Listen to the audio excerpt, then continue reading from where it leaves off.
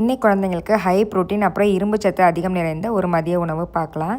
இது பண்ணுறதுக்கு ஒரு குக்கர் ஹீட் பண்ணிவிட்டு இதில் கொஞ்சமாக எண்ணெய் சேர்த்துட்டு இதில் சீரகம் தாளித்து விட்டுக்கலாம். சீரகம் நல்லா பொரிஞ்சதுக்கப்புறம் கொஞ்சமாக வெங்காயமும் கொஞ்சமாக தக்காளியும் சேர்த்துக்கலாம்.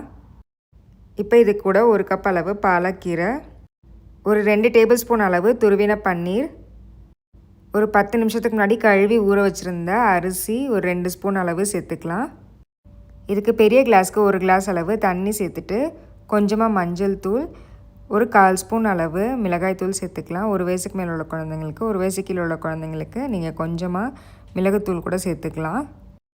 இப்போ குக்கரை மூடி வச்சிட்டிங்கன்னா ஒரு 3-4 விசில்லே அழகாக குழைவாக வெந்து வந்துடும். புரதச்சத்து இரும்பு சத்து ரெண்டுமே அதிகமாக இருக்கிற ஒரு சூப்பரான ஹெல்த்தியான ரெசிபி குழந்தைங்களுக்கு கண்டிப்பாக செஞ்சு கொடுங்க. இந்த மாதிரி ஹெல்த்தியான ரெசிபிஸ்க்கு நம்ம சேனலை மறக்காமல் ஃபாலோ பண்ணிக்கோங்க. இதுக்கு ஒரு தவாவில் கொஞ்சமாக நெய் சேர்த்துட்டு நெய் நல்லா காஞ்சதுக்கப்புறம் கொஞ்சமாக சீரகம் சேர்த்துட்டு சீரகம் நல்லா பொரிஞ்சதுக்கப்புறம் இது கூட கொஞ்சமாக கருவேப்பிலை சேர்த்துக்கலாம். கருவேப்பிலையும் நல்லா பொரிஞ்சதுக்கப்புறம் இது கூட கேரட் துருவி வச்சுருக்கேன், வெங்காயம் பொடி பொடியாக நறுக்கி வச்சுருக்கேன், அதையும் இது கூட சேர்த்துக்கலாம். மூடி போட்டு வேக வச்சுருங்க. கேரட் நல்லா வெந்ததுக்கப்புறம் இது கூட ஒரு முட்டை சேர்த்துக்கிறேன்.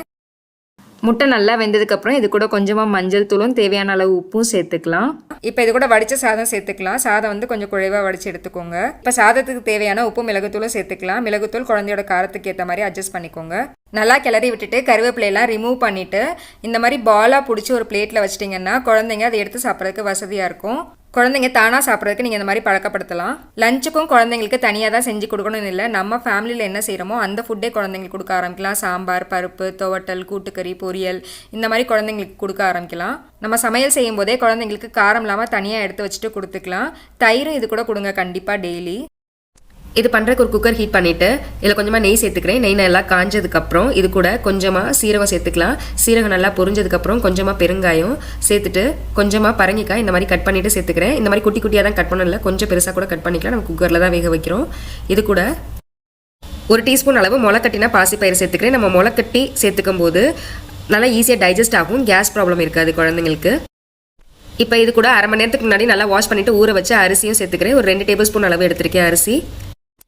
இப்போ இது கூட 2 சின்ன பல் பூண்டு சேர்த்துட்டு ஒரு பெரிய கிளாஸ்க்கு அரை கிளாஸ் அளவு தண்ணி சேர்த்துட்டு கொஞ்சமாக மஞ்சள் தூள், ஒரு சிட்டிகை அளவு மிளகுத்தூள் சேர்த்துட்டு குக்கர் மூடிட்டு ஒரு 3-4 விசில் விட்டுறலாம். விசில் வந்துடுச்சு, ஓப்பன் பண்ணிடலாம். இப்போ அதை நல்லா மசிச்சு விட்டுட்டு இது கூட கொஞ்சமாக சின்ன கப்புக்கு ஒரு 1/4 கப் அளவு தேங்காய் பால் சேர்த்துக்கலாம். நம்ம சேர்த்துருக்க பரங்கிக்காய், பாசி பயறு, தேங்காய் பால் எல்லாமே குழந்தைங்களுக்கு சூப்பராக வெயிட் கெயின் ஆகும். டேஸ்ட்டும் ரொம்பவே சூப்பராக இருக்கும். குழந்தைங்க ரொம்பவே விரும்பி சாப்பிடுவாங்க. ஹலோ மம்மிஸ், இன்றைக்கி நம்ம சேனலில் ஒரு சூப்பர் ஹெல்த்தியான லஞ்ச் ரெசிபி தான் பார்க்க போகிறோம். இது கொடுக்கும்போது குழந்தைங்க சூப்பராக வெயிட் கெயின் ஆவாங்க. அவங்க எலும்புக்கும் நல்லா ஒரு வலு கொடுக்கும்.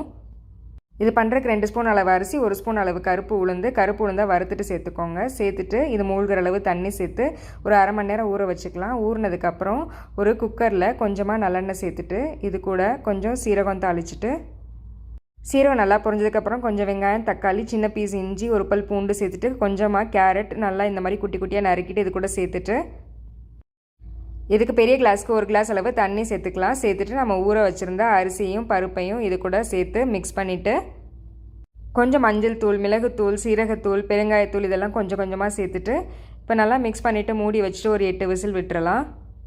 அப்போ தான் உளுந்து நல்லா வெந்து வரும். கருப்பு உளுந்து சேர்த்துக்கும் போது குழந்தைங்களுக்கு இரும்பு சத்தும் நல்லாவே அதிகரிக்கும். சூப்பராக வெயிட் கெயின் ஆவாங்க, கொழுன்னு ஆரோக்கியமாக வளருவாங்க.